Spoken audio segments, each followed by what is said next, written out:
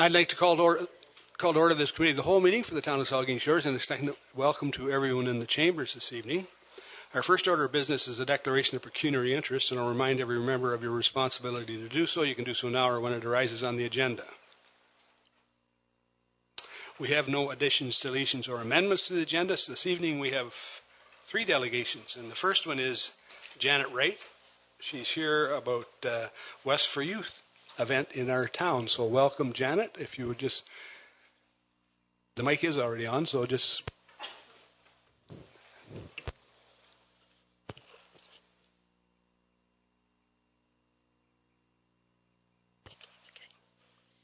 Good evening, Mayor Smith and council members and fellow guests. Thank you for allowing me to come and speak tonight. My name is Janet Wright, and I work at West for Youth Online as the office administrator. A little over a year ago, I heard my youngest child tell his story about mental health in front of an audience of 300 people. It was a night like no other. There were a total of 5 speakers telling their personal stories about mental health. Driving home that night, I said to my husband, I would love to start something like this in Grey and Bruce County because I believe it would make a difference. Little did I know that a few months later, I would be working at West for Youth and bringing my goal and mission to life.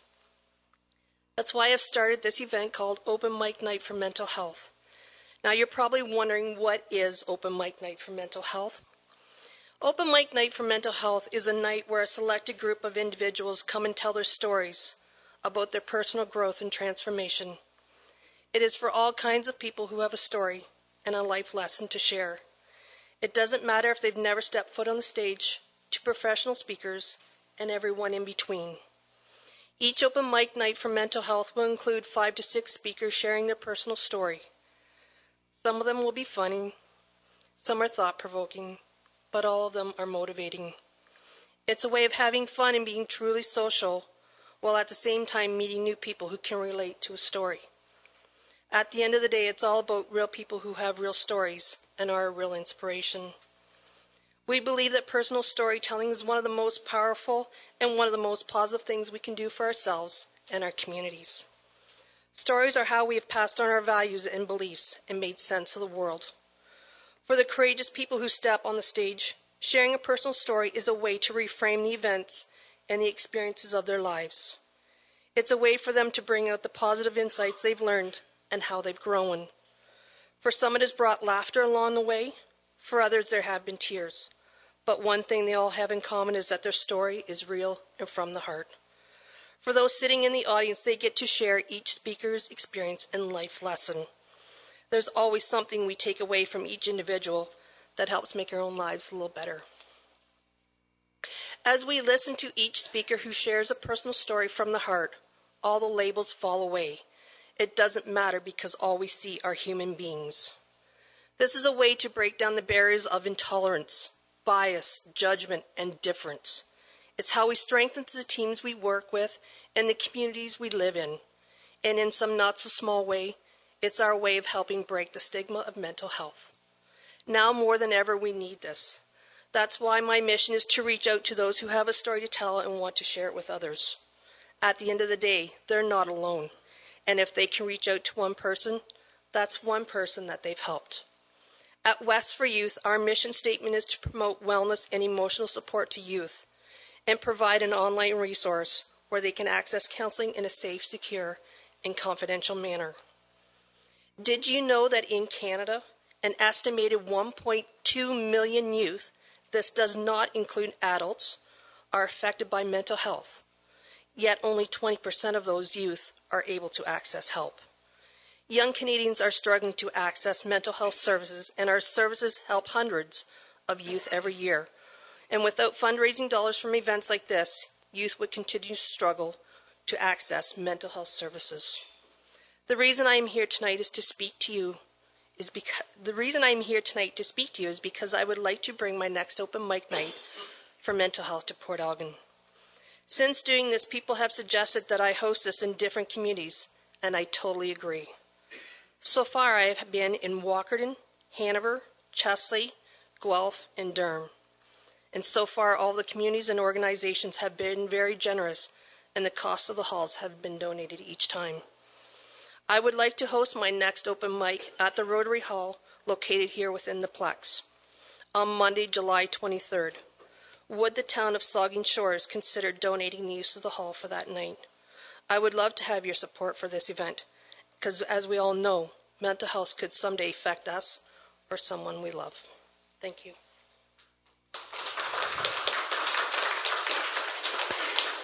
Thanks very much, Janet, for that, for your effort. And there is a report on the agenda tonight to deal with your requests, and so that will be presented. It'll probably be a little while longer. You can stay if you want, but okay. You don't need to. But I think there's a couple of councillors may have some questions. Councillor Matheson. Thank you, Mr. Mayor. Through you, Janet, I appreciate everything you've said up here. I was at one of those first speakings of your child, and I know how important it is. As a teacher, we know that the mental health issue is getting to a crisis point. Stats say 1 in 4, but it's closer to 2.5 out of every 4 school-aged children are suffering from some form of mental illness. And we have one child psychologist for 4,000 students in Blue Water. So we know that it's an issue that needs to be looked at. And I appreciate what you're doing, and I look forward to what council is going to discuss and get back to you later in the meeting. Thank you. Any other questions? Thanks very much, and thanks very much for your effort in this. No problem. Thank you for having me. We having look forward to seeing you in Saugeen Shores. Thank you very much. Our next delegation is John Mann, and he's here to talk about the train station.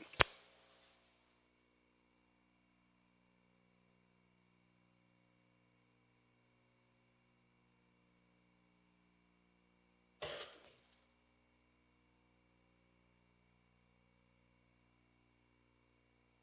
asking this council and mayor to give the Andy Hess and Debbie Hess the old lease to sign for 5 years, not the unconscionable lease that they were given. The old lease is 5 pages. The new unconscionable lease is 14 pages. The number one tourist attraction has been that way for 30 years. It's iconic in this town. This town, I watched the webcast. I didn't make the council meeting, but last council meeting, the webcast said, they're, and in the media that covered it, said, Andy and Debbie don't appear to be all that cooperative. Be interested, and they're not that easy to get along with on this lease negotiation. But we received word. We presented the lease. We presented the lease to them, and their lawyer got back to us, says they're not going to sign it because they want to sell their business, sell the assets.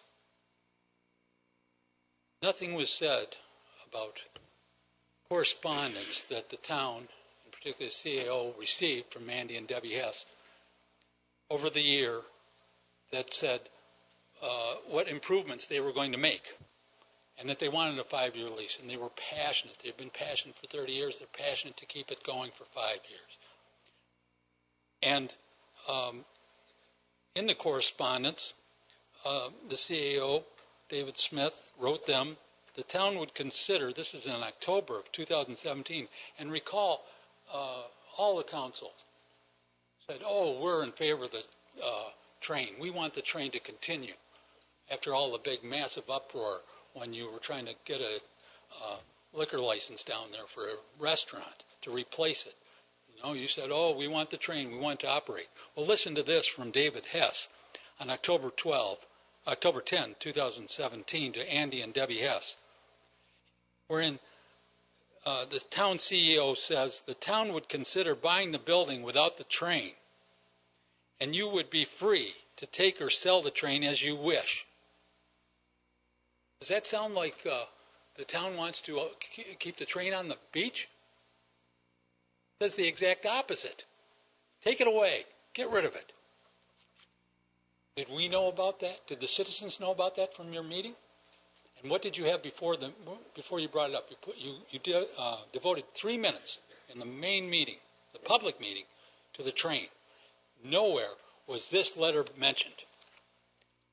Nowhere was the letter by the lawyer mentioned, wherein the lawyer told the CAO of our town that they had received the lease, but includes, but is not limited to the following onerous terms, and he listed 8 of them. And included in this unconscionable thing is Andy and Debbie Hess had to, every year of the 5 years, every year had to submit a town plan, a capital plan of what improvements they were going to do. And that was going to be given to a designated employee to be named a bureaucrat of our town. And that bureaucrat was going to determine whether or not the town was going to approve or disapprove the plan. And if they disapproved it, lease over, lease terminated, and in 30 days, the town would take possession of everything.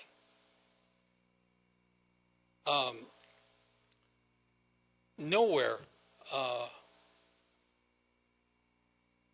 was this was not disclosed to the citizens. So because of this lawyer said, because of these onerous terms, they were not going to sign it and they were going to sell the business. Well, they had no choice. The town was a bully to them. They had no choice. They had to sell it.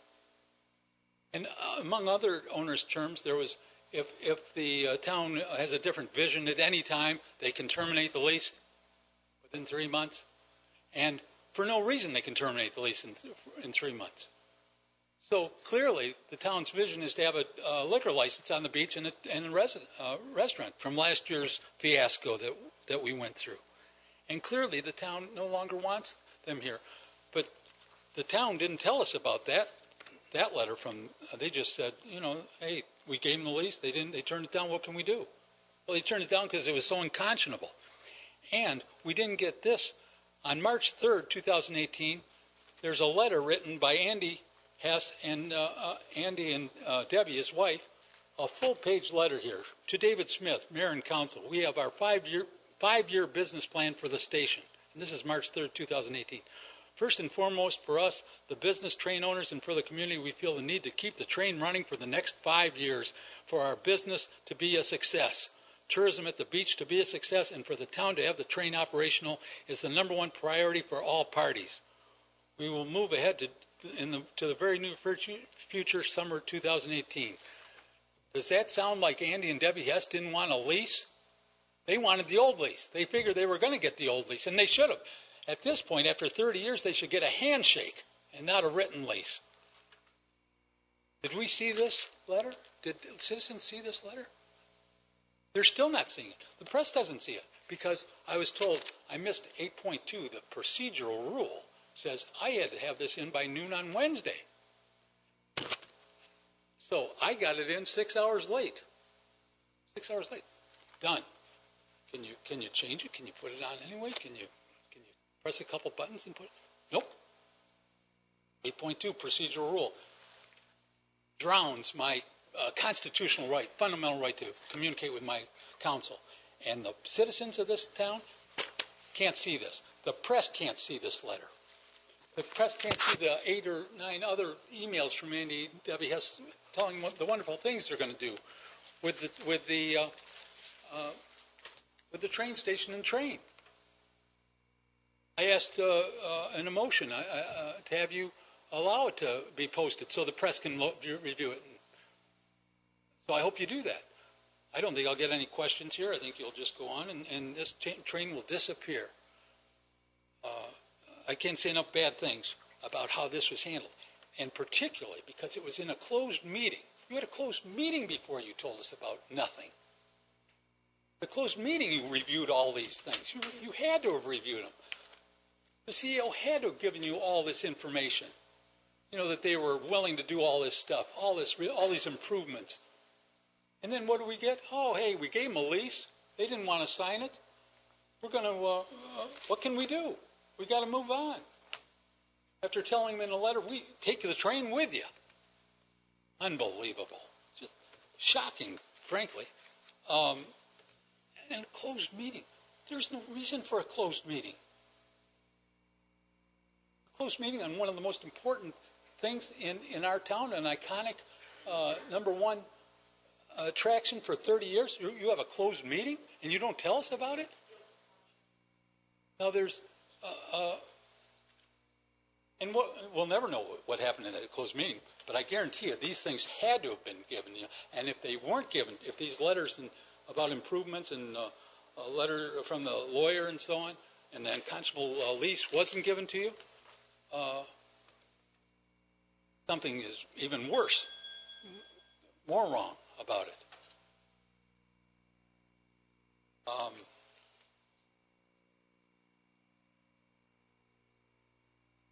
There's no explanation for the closed meeting. And there's absolutely no explanation as to why in the main meeting you didn't tell us about this. You didn't tell us about these letters and emails that showed how passionate they were to continue their 5-year lease. To treat a citizen like this, and the ambassador of our beach for 30 years like this, is despicable, in my view, and should never have happened.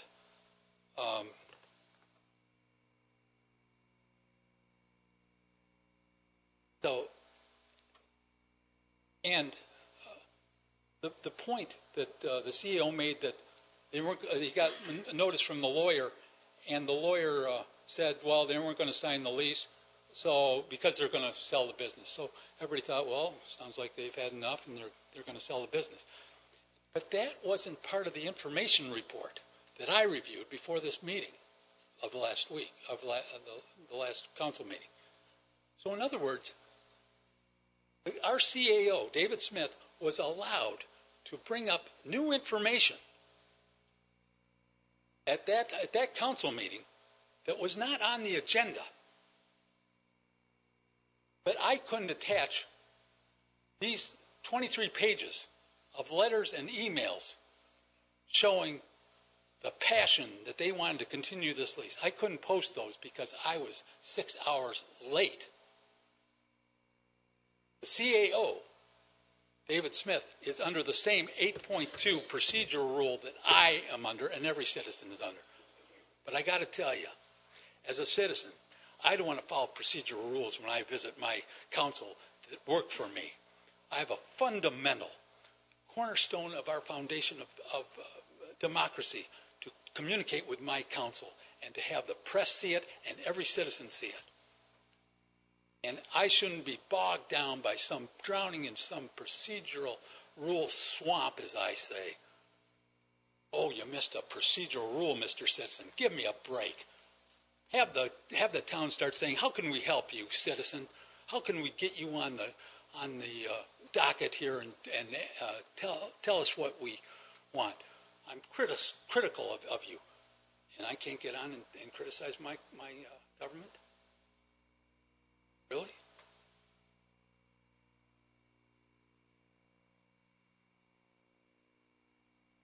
I don't expect any questions from any of you. And I would hope I would get some, but I don't, because I have learned that the procedural rule does not allow me to respond to those questions as a citizen. Give me a break. You can tell I'm a bit irritated by all this because I have been shut out a lot here because of these procedural rules.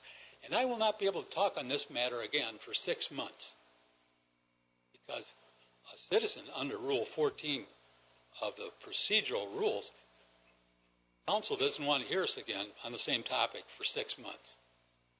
Already commented on that in another delegation and was politely ignored because it's unconstitutional. There's no doubt in my mind about that. So I'm hoping that you will present Andy Hess the old 5-year lease and not this trumped-up 14-page unconscionable lease that nobody in his right mind in the world would sign. So there's no question he had to not sign it and said he had to leave. Give him the 5-year lease, and it's up to him whether or not he wants to sign it. But he wanted to negotiate this. There was no good faith bargaining whatsoever done, and I hope you do that.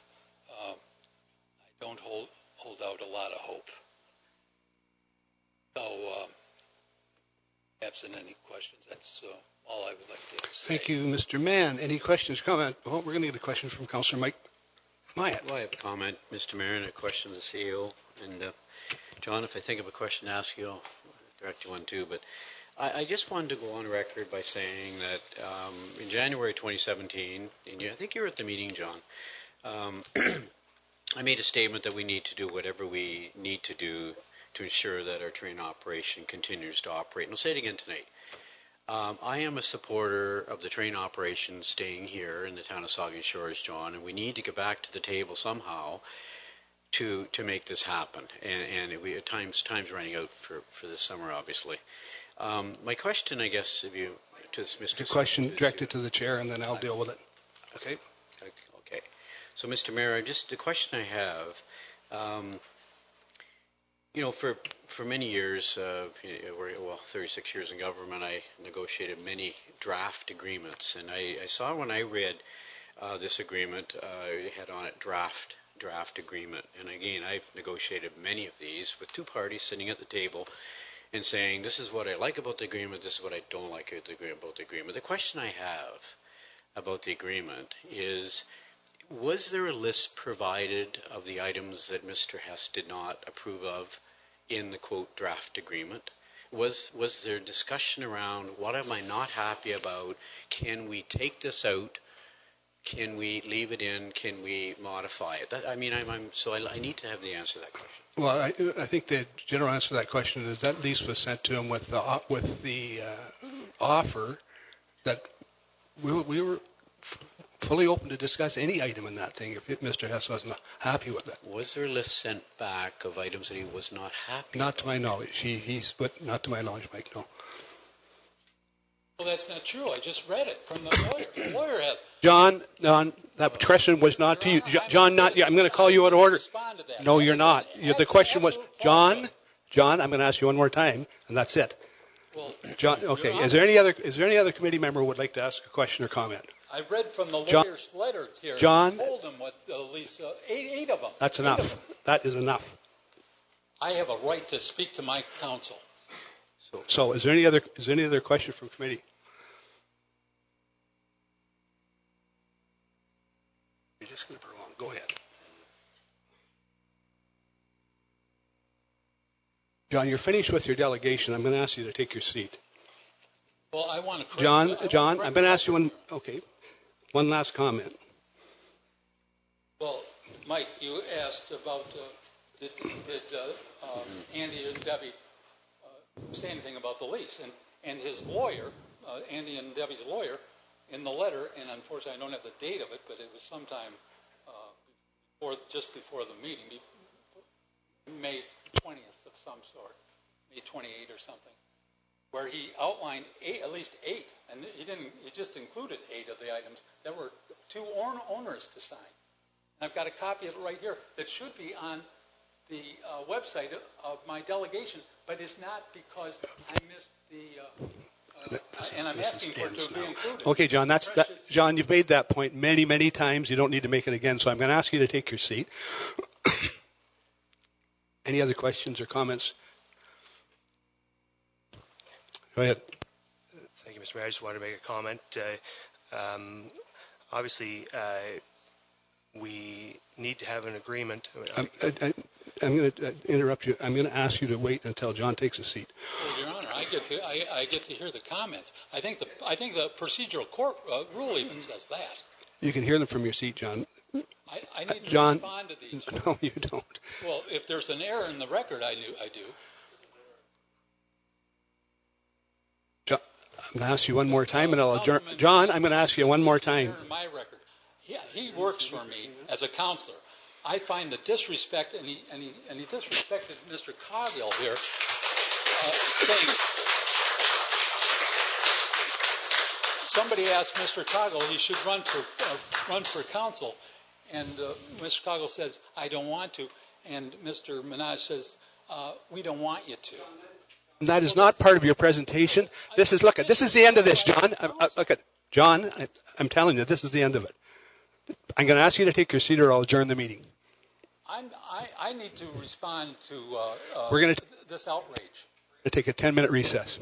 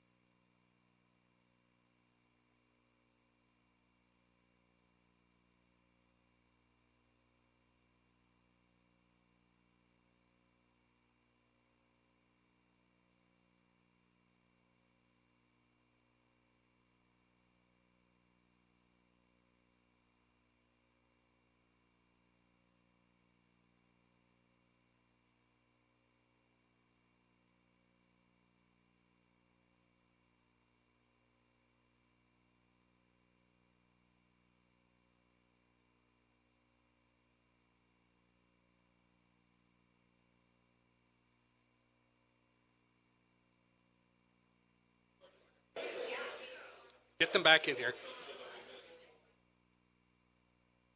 I think we're going to have the police. I think we're going to have the police come.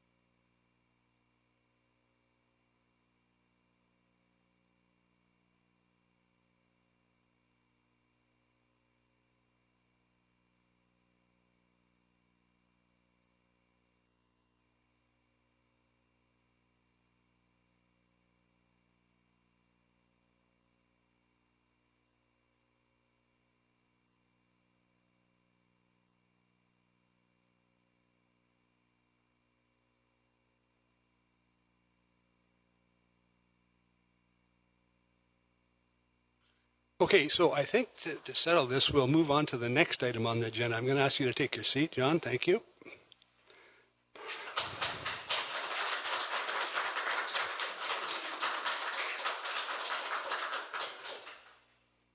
So the next item on the agenda is a delegation, and it is Mr. David Mason. He's here from the Blue Water District School Board, and he's on our annual update. Welcome, David.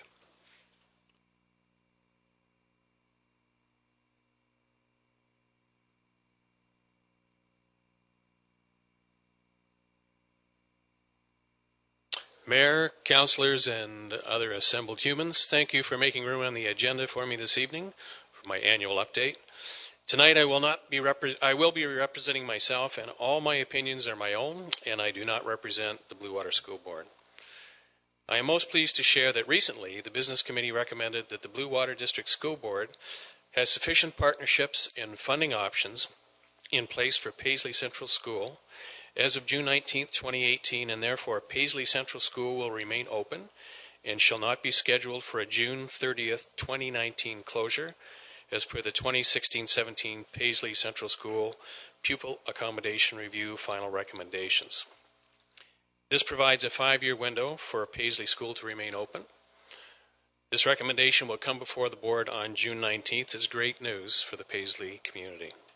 Continuing on that theme of schools, there are 3 schools in varying positions on the building spectrum within the board.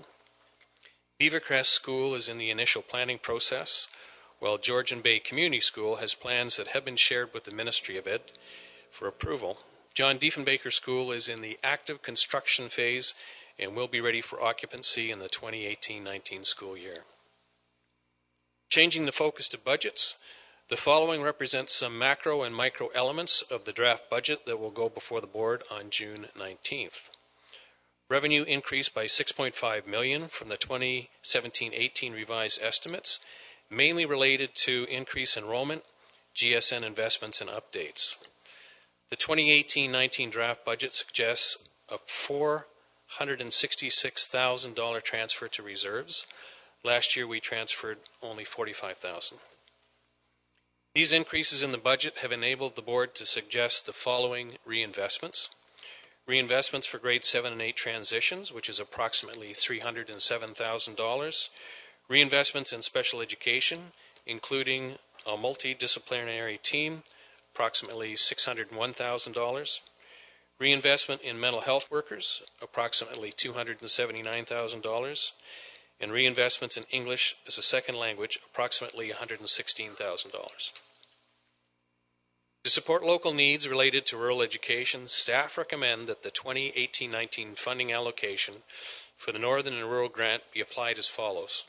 $400,000 will be earmarked for the recovery of operating deficits in our rural schools, $464,000 for computer replacements and technology enhancements, $100,000 to be allocated between the 38 rural schools to increase local school budgets. $139,000 will go towards health and safety replacement and repairs of school playgrounds and shop equipment. And finally, $30,000 will contribute to the recently established Innovation Fund. I have a special affinity for this Innovation Fund because I introduced this concept in last year's budget cycle. Last year, the initial year, we had budgeted $15,000, and we received submissions from staff, school, and teachers for over $100,000 of innovative projects. Educators have resonated with the opportunity to create, innovate, and further student learning. Hats off to these innovators.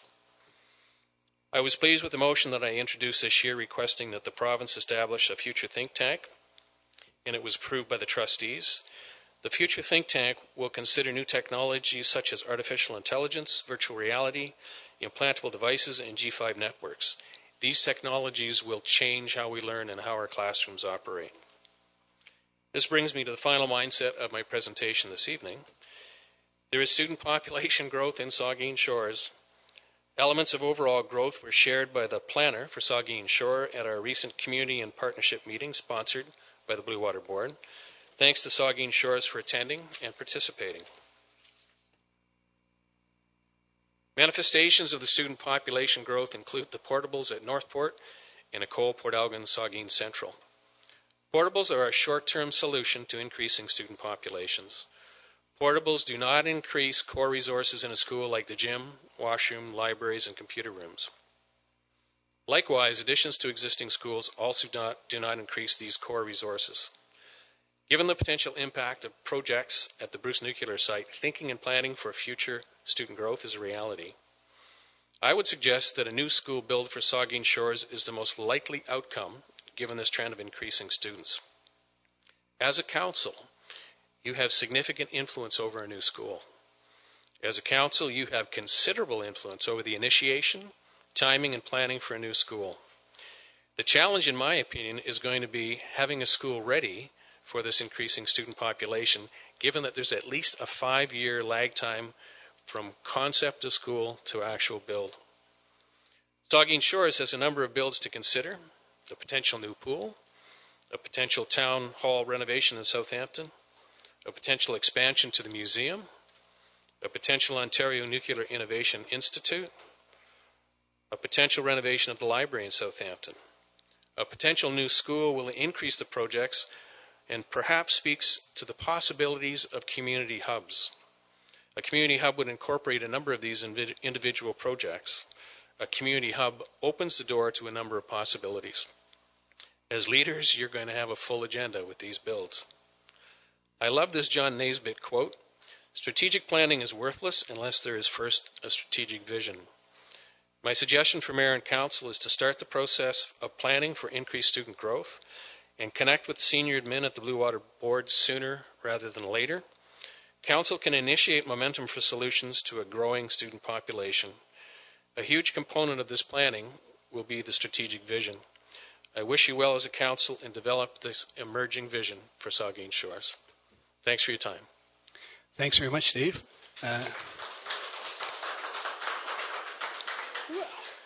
Councillor Minaj have a comment.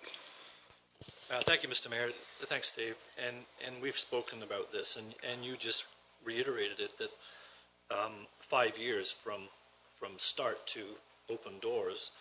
But that's a bricks and mortar design, isn't it? Like, that's a traditional design that a school board or a Ministry of Education might consider. Because Bruce Power is currently building a modularized addition to its station to house over 1,000 workers. They're going to do it in about a year, year and a half. So why is it that my question, Mr. Mayor, thank you, is why is it that we would, if we have this kind of an impact, that for me, the Northport School property, we have mutual property, municipal property, and Board of Education property. We have a burgeoning list of home developments in that area. We're going to flood that school. We already are flooding that school. So to me, we should be doing exactly what you're suggesting. And my question would be, can we look at an alternative design? You said no to portables because that doesn't work. It doesn't give you a gymnasium. But surely to goodness, there's another way other than the portable design or the bricks and mortar design. When do we get to get some input onto that? Well, I love the question because it speaks to innovation, and that's something that I have tried to infuse in all the things I've done at the Blue Water Board. If you can find some innovation and some different way of doing and building schools, that would be a great momentum to start here. I think you might be able to piggyback that in a number of various places. So something very creative. Deputy Mayor Charbonneau. Thank you for coming in this evening, Dave. We really appreciate these updates from the school board. Don't often, or in the past, haven't really gotten updates from the school board, from the trustee. It's not a very common practice anywhere, but here you do it, and we really appreciate it.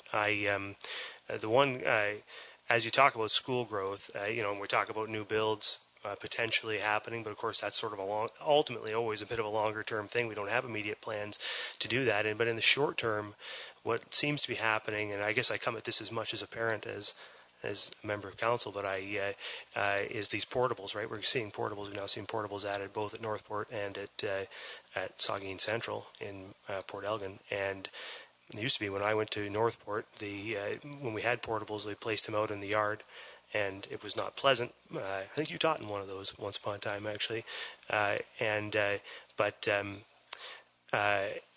Now they're putting them on the tarmacs. They're putting them up on the tarmacs in front of the basketball nets, and so we got parking lots and we got portables, and not a lot of space left to play there. And I just wonder, is that as we have more people, as we have more of these kids, right? This is growth that's going to continue. You're going to probably next year you're going to need maybe 2 more at each of these schools, right?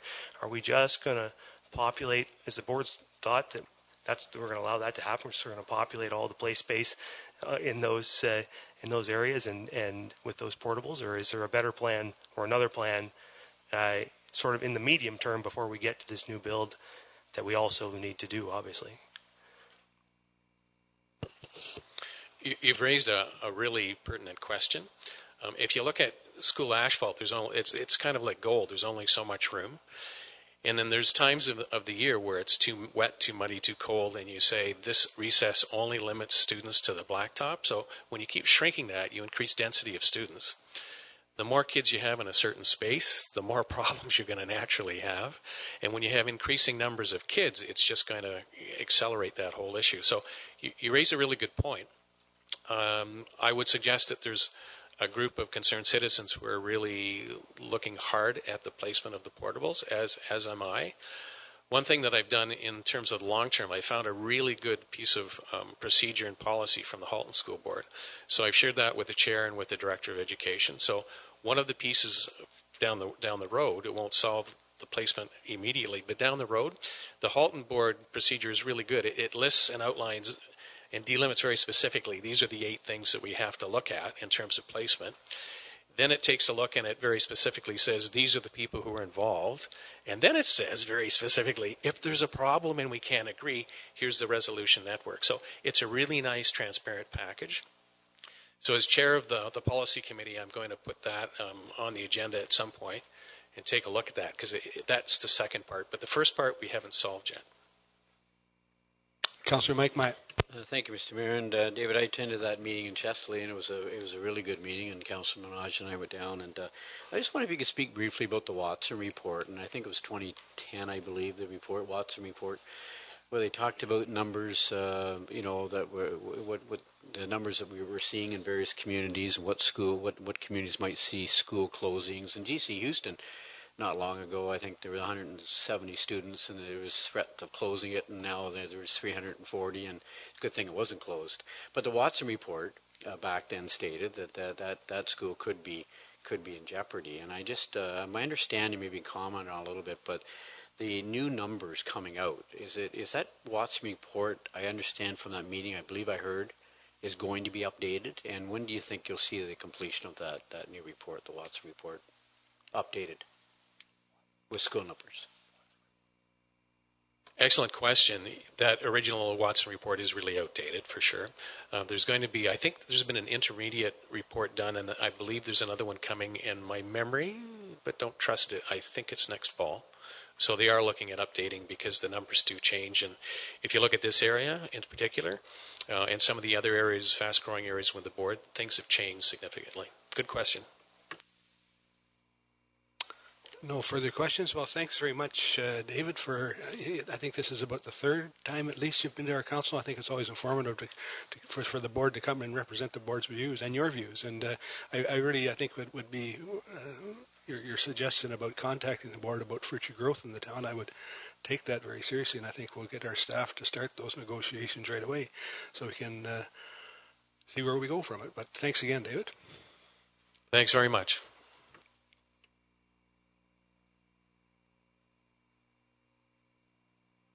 So the next item on the agenda is a staff report. It is a Victorian Order of Nurses agreement, and our CAO, David Smith, will present the report. Yeah, thank you very much, Mr. Mayor. And through you, the report is fairly self-explanatory. The Victoria Order of Nurses of Canada has a strong presence in our community. They supply a nurse practitioner currently working out of the Saugeen Shores Medical Building in Southampton. They do need to move the nurse practitioner out of that facility and to stay in Saugeen Shores. They're looking at additional funding support.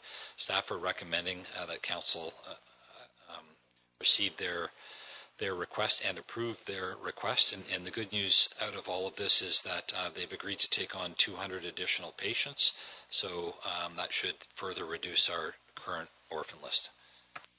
Thank you, David. The recommendation is that the request by the Victorian Order of Nurses for Canada for additional funding be approved for a period of 5 years, and that staff be delegated the authority to execute an agreement to this effect. Any question, Councillor Dave Mayette? Thank you, Mr. Mayor, and through you, my question to the CAO then is, obviously, I don't know the nature of the reason why this nurse practitioner is requesting or has a necessity to move out of their current situation, and they're moving into a new facility in a different situation, a different relationship situation, and we're going to be, if we approve this, we're going to be investing $15,000 through the tax stabilization reserve to set this individual up in their practice, and the good news is they're taking on additional caseload or patient load. But could you just maybe comment on your level of confidence that the situation that they're going into won't turn into another situation that they can't work under, and that maybe necessitates them moving on to a different spot or outside of the community perhaps? Yeah, through you, Mr. Mayor, I can't comment specifically on why or why not the nurse practitioner is moving out, but I do know that there is a commitment from the VON to maintain at least a 600 patient up to 800 patient caseload, and through my conversations with senior staff at the VON, I have every confidence they'll be able to maintain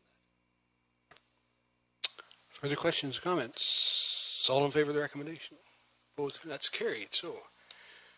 The next item on the agenda is Community Services Parks and Recreation Staff Report, and it's waiving the fees for open mic night for mental health, and our Director of Community Services, Jane Jagielowski, will present. Thank you. You've got the report in front of you, so I won't read through it, and you certainly heard Janet Wright's passionate speech this evening. I think it's a well-worthy and very needed event in Saugeen Shores, so they're looking for your support tonight for an event on July the 23rd, open mic. Thank you, Jane. So the recommendation is that Council approves the waiving of the fees for the open mic night for mental health hosted by WES for Youth Online in Rotary Hall at Saugeen Shores at the Saugeen Shores Community Complex, scheduled for July the 23rd, 2018. Any questions, comments? Councillor Dave Mayette. Thank you, Mr. Mayor. Just briefly, in speaking in favor of this, I've become to know the West for Youth Foundation through my involvement with the United Way and my involvement previously with the Society of Energy Professionals and sponsorship, and it's just a wonderful job they do, not only for youth but for mental health generally, and I look forward to not only supporting this motion but if possible participate and attend the event, which I encourage everybody else to do as well. Thank you. Any further comments? All in favor of the recommendation? Opposed, if any? That's carried. We'll go back. The next item on the agenda is a staff report. It has to do with the promenade and the North Shore Trail construction. And again, I believe Jane, our Director of Community Services, will present the report. Yes, thank you. I bring this report on behalf of Amanda, myself, and this evening I remind Council that Council approved a proposal of $450,000 for the extension of the promenade to be financed through debt financing. This was identified in the Waterfront Master Plan in 2013, as well as the EDA Waterfront Design Concept. It is also in keeping with the corporate strategy plan priority as number 3, as being the build waterfront capital investment. Through economies of scale, staff is seeking to include in the RFP the construction and redesign of the path from the harbour and that leading into the North Shore Park. Both of these sections were approved in the 2017 and 18 capital budgets and financed through the tax levy. One item I didn't include in the report, I'll share with you now, that this also includes lighting for the entire promenade and replacement of the lighting through North Shore Park as well. So this evening, we're looking for approval to commence a competitive process for the extension of the existing Port Elgin Main Beach Promenade with the completion anticipated for late fall of 2018. Thank you, Jane. And then the recommendation is the council approve staff to proceed with an RFP for the extension of the Port Elgin Main Beach Promenade and the refurbishment of the North Shore Trail, and that the funding in the amount of $450,000 for this project be allocated to the debt financing assigned for advancing waterfront master plan recommendations. Deputy Mayor Charbonneau. Thank you, Mr. Mayor. I certainly support the issuing of the RFP, and this is an exciting project and one that we'd certainly like to see proceed on the waterfront. The concern I have with the recommendation is the second part, and that has to do with the funding allocation to debt financing. You'll recall during the budget I had toward the end raised the concept or concern with proceeding with this debt financing, given the fact that we have sufficient tax levy revenues to pay for this project. In effect, what we would be doing by debt financing this would be, with one hand, saving this much money, and with the other hand, borrowing it. And in my world, anyway, it never makes sense to incur interest when you don't need to do that. I mean, at this stage, we could pay for this project without debt financing, and save that money which we would otherwise spend on interest to actually do projects that we would like to do in the future, which I think is a good thing. And also, there's a number of larger projects that we are looking to do, the pool, for example, being one.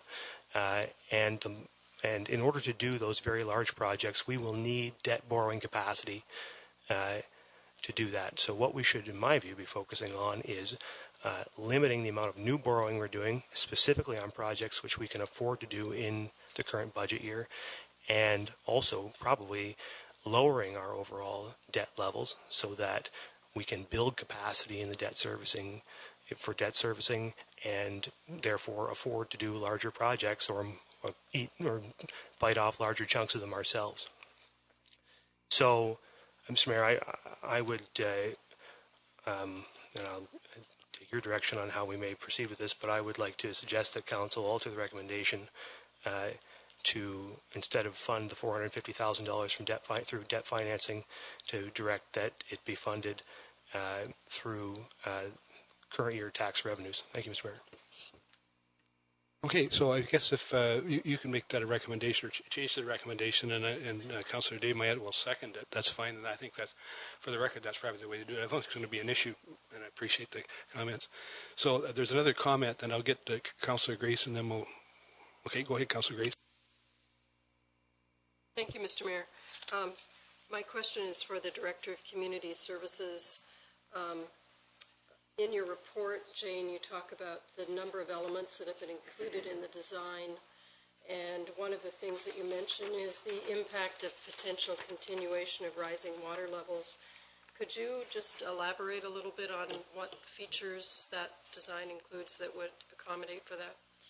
We opted for within the extension area of the promenade, a more of a boardwalk type feature, which allows us the opportunity, flexibility to move it if water levels are to come up. Councillor Minaj. Thank you, Mr. Mayor. Then through you to Jane, if I could, please. So just to clarify, what does that mean? What does the boardwalk design mean? That's one question. What do you mean by the boardwalk design?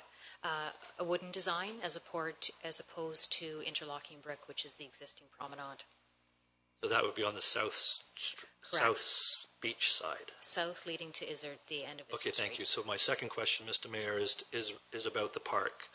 North Shore Park, and there are two questions, I guess. Is we've got it marked up pretty good now with actually the kids enjoy jumping over all the orange marks, and where we spray painted it because the roots and the trees are buckling it all on it, and it's becoming somewhat difficult to use.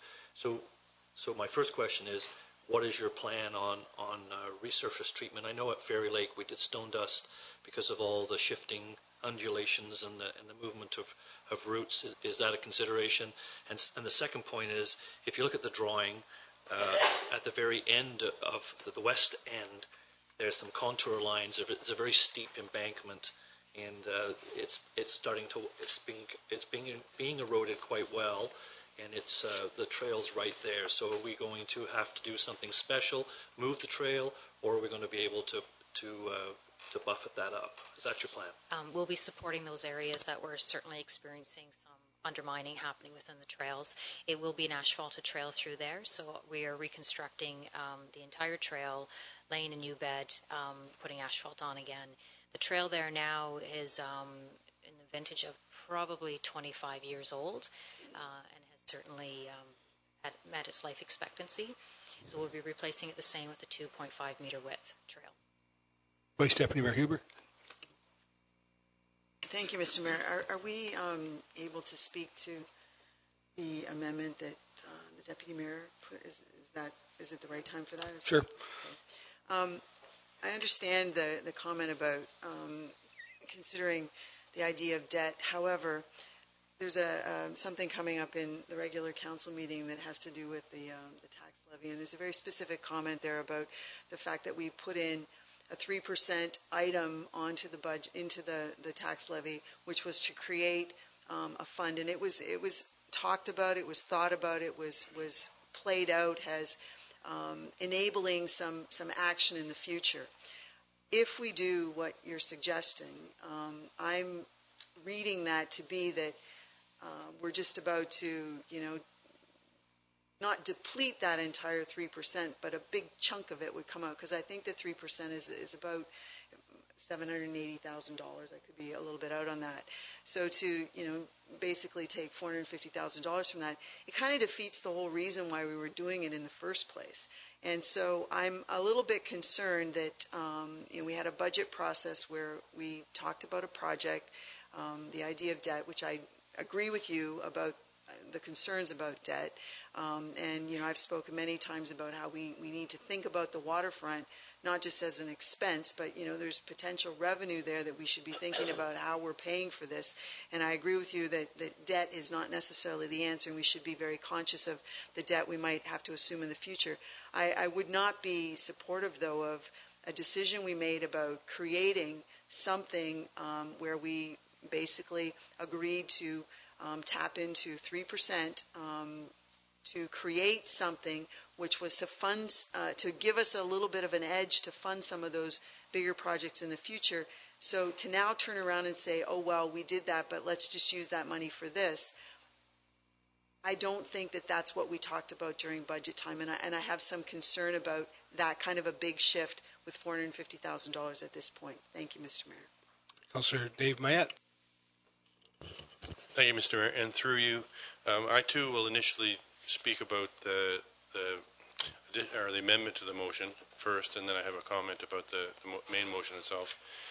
The amendment, I'd written down here tax versus debt because my understanding also was that 2 years ago when we approved $1.4 million for Port Elgin waterfront improvements, it was specifically out of tax levy, and it wasn't all to be spent in 1 year, but it was over a number of years, and so that's why I chose to support and second that motion.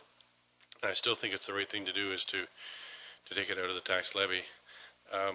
Now, that said, there are components of this that I don't necessarily agree with. I walked the whole route of what's being proposed here today, including the North Shore Park Trail, and certainly that area of our town has received a lot of attention over the past couple of years with the splash pad addition and the petition about saving our North Shore Park and the rally to keep the park in its natural state and all the attention that it's gotten, all the comments and the public forums that we've heard in here and elsewhere. I never heard anybody say, gee, that North Shore paved trail is in bad condition, why don't they replace that? And I never ever heard anybody say, gee, that trail having to cut through the parking lot where the boats are, that's really dangerous and we should change that. Although I have heard that one before from my days on the Parks and Trails Advisory Committee and later the chair of the Parks and Trails Advisory Committee. This was an initiative that was proposed many, many times over those years. And to take on a project like this now and spend the $450,000, I would I would like to see a little bit more caution in the way that we spend this money and do these improvements. We do have a couple of significant looming projects. We have one that's under construction or very soon to be with the police station. I very would much like to see us get a new initiative rolling to get a new pool and walking track in our facility, and to pave a trail that, to me, walking it today, sure, there's some cracks and there's some orange paint identifying some deficiencies, but it's, in my opinion, my humble opinion, far from unusable and far from spent. And it's a very expensive prospect to tear up and repave that trail. When people are using it, there was bikes going back and forth all day, dogs walking on it, and nobody said, gee, look at the state of this, or I never heard that. So I think the extension of the promenade to the south was certainly in the concepts that we heard for our waterfront improvement, and I very much support that in conjunction with the new beach house and the extension down to Izzard Lane. But the section on the north, I would very much like to see that section be relooked at, and if possible, deferred, and reduce the cost from perhaps 450 down to about 200,000. Thank you. Okay. So I guess if there's no further discussion, the order then will be on the amendment first. And the amendment is, and I've been instructed by the CAO that there is room to do this without going to debt financing with this year's budget, the 450,000. So the amendment is to take and not debt finance the 450,000, but pay from it from this year's levy or from the current existing financial resources. And I'll ask the question on this then. All in favor of that? Opposed? That carries then. So, and then back to the main recommendation. I don't know, does anybody want me to read it again? Okay, the main recommendation of the council approves staff to proceed with an RFP for the extension of the Port Elgin Main Beach Promenade and the refurbishment of the North Shore Trail. And then, of course, and funding in that amount of $450,000 for this project will be debt finance, which has been changed to that. So, okay. Yep, I'm going to go here first.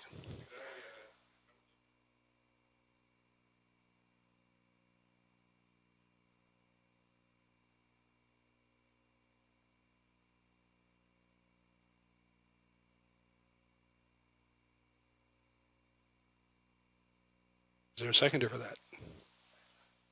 I don't see one. So a question then from Vice Deputy Mayor Huber.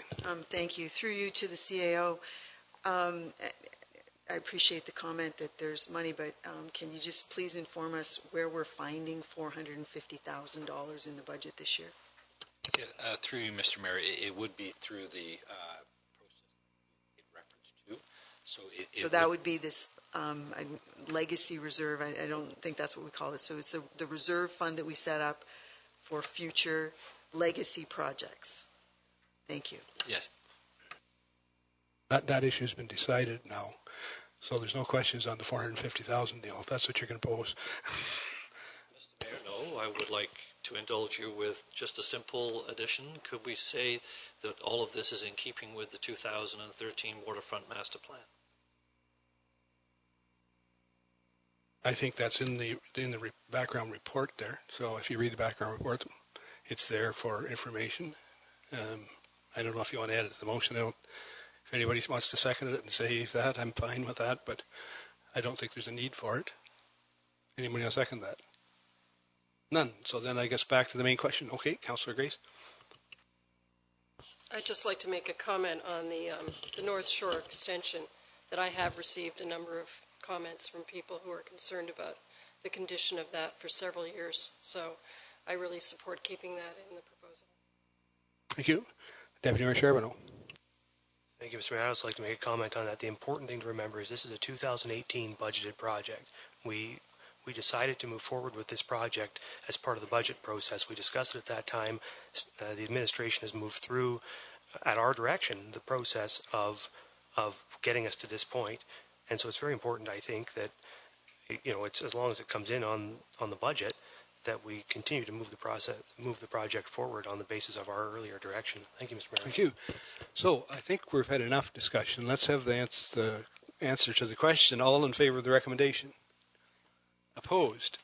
That carries. So we'll move on to the next item on the agenda, which is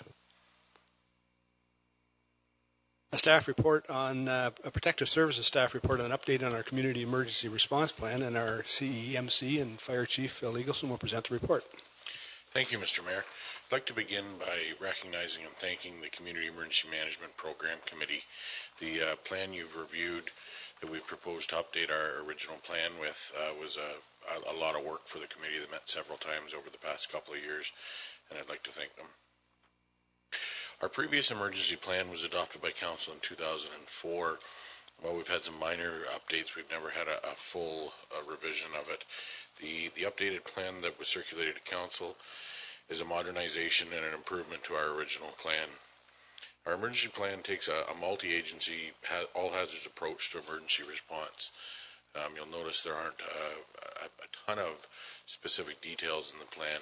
Instead, we take the approach that the same template works for any type of emergency that we may be faced with in Saugeen Shores. Council can see the updates we made to the plan, and they're listed in the body of the report. There's several updates there, and I'd be happy to take any questions. Thank you, Phil. The recommendation is that Council adopts the 2018 Town of Saugeen Shores Community Emergency Response Plan as prepared by the Community Emergency Management Program Committee. Comments? Councillor Minaj. Thank you, Mr. Mayor. So, great job, Phil, if I can say this.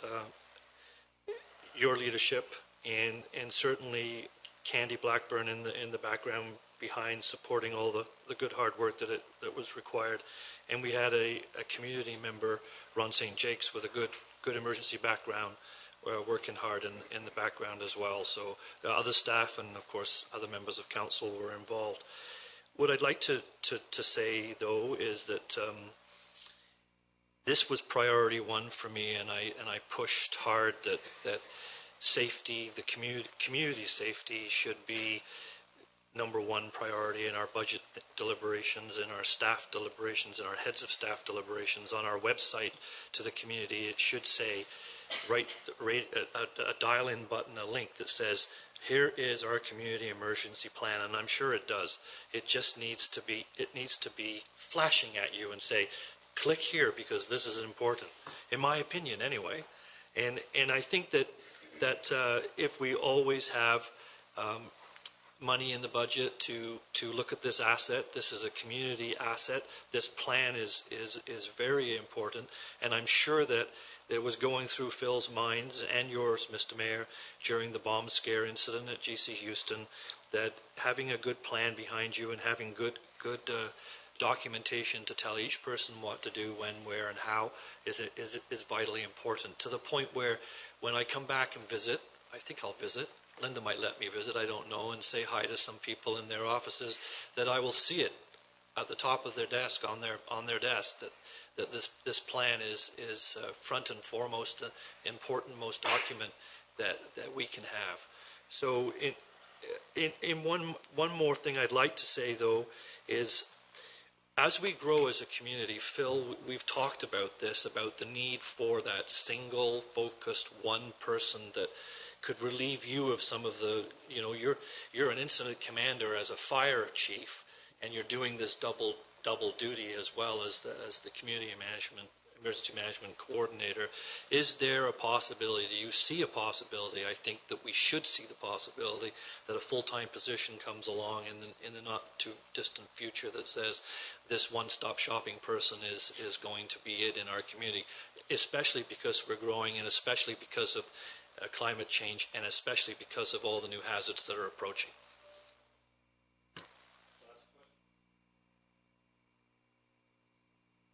The first part of your question, Neil, yes, we did have an isolated incident in Victoria Street at GC Houston just last week, and we were able to test components of the new plan.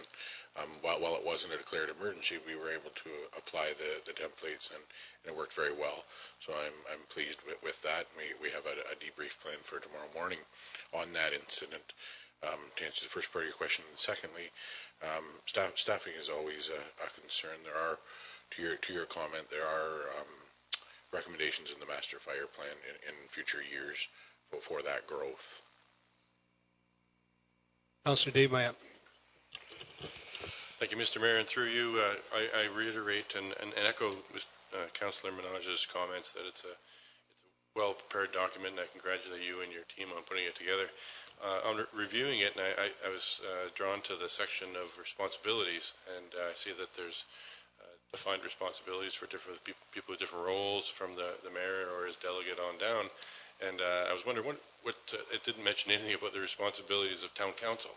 And I thought, in the case of an emergency, I may be expected by certainly people, my neighbors or constituents, to know or what role I could play. And is there any contemplation of, or am I missing something in there that says, should we be on hand for bucket brigade or whatever the need be? Thanks.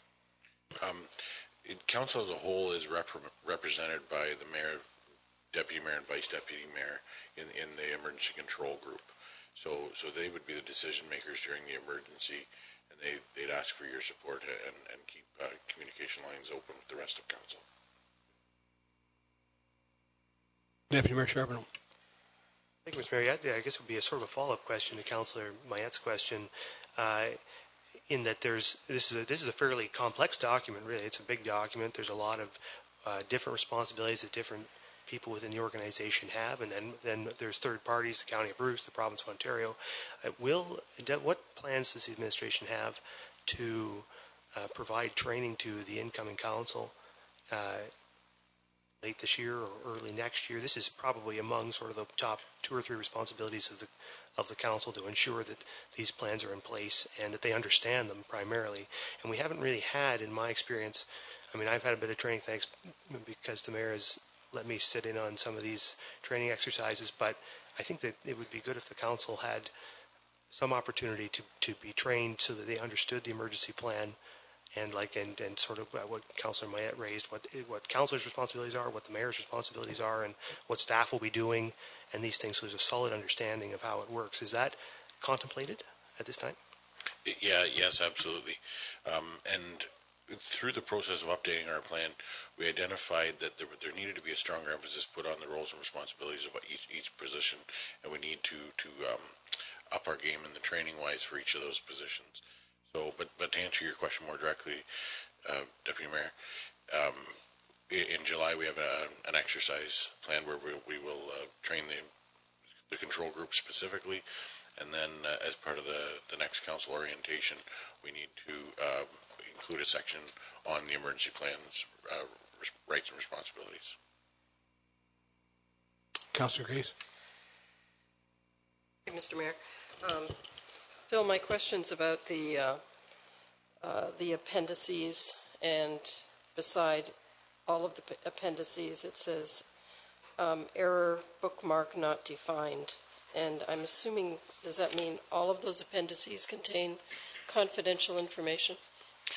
Yes, that's correct. So the body of the plan is generic to all hazards, and we don't change the plan very often. As you can see, this is what we're doing tonight is asking for your approval to change the plan, and that needs your approval and a bylaw to be passed to do that. The appendices can be changed and updated almost on a weekly basis. There are a lot of cell phone numbers in there, a lot of contact, a lot of after hours, and each of them include confidential information that we can't publish. So the error not there, it was removed, and I think Microsoft in its power has put that in there as a placeholder. If I get just a comment, both the plan, this one and the former one, we've had 2 pretty major exercises with Hear and Resolve, and the other one I know was in the last few years that I participated in. And one of the things that really impressed me the most was the amount of resources that you can bring to bear in a fairly rapid time period to address an emergency. And we had helicopters. The one in 2012, we had helicopters. We had a decontamination unit set up from Ottawa here in a matter of about 6 hours. The Red Cross brought housing for about 300 people in a matter of hours. And the plans are all great, but they really depend upon the people that make them work. And when you see that exercise in place, it is amazing amount of resources that can rapidly be brought to bear on an emergency. So then that's what you do every day. Any case, any further comments? All in favor of the recommendation? That's carried. So I believe that's the end of our agenda for, there's a couple items there. There's a High Street petition, there's minutes from the Accessibility Committee, and there's a minor change to the 2018 resurfacing, asphalt resurfacing program. If there's any, Vice Deputy Mayor Huber. Thank you, Mr. Mayor. Just as a response to the petition, we recently at Council had a decision, we made a decision to basically defer or cancel the work on the next block of High Street. It did go through Council. Could I ask that somehow a communication be made, a press release or something, just as a direct response so that anybody who may have signed that will actually perhaps have a chance to see that? Thank you. We can calm some nerves. Yeah, I'm sure we can do that. And Councillor Mike Myatt. Thank you, Mr. Mayor. And I just want to thank the over 250 people that did sign that petition. And there is concern in Southampton amongst some residents, not all, I understand, in regards to the bump outs. And I know staff are working on it. The next section's been delayed, and I think it's the right thing to do. I just wanted to, through you, Mr. Mayor, Councillor Grace, I think you're on the BIA board. Is that correct? You're not. Donnie? Who else? Just one councillor? Just you, Donnie? Will this be discussed at the June 19th board meeting? Being discussed right now. I have my agenda of the meeting on the 19th. Would we discuss there as well? Yep, yes. Okay. Okay, that's the end of our agenda. A motion to adjourn. Councillor Madison and Deputy Mayor, all in favor. We're adjourned for 10 minutes.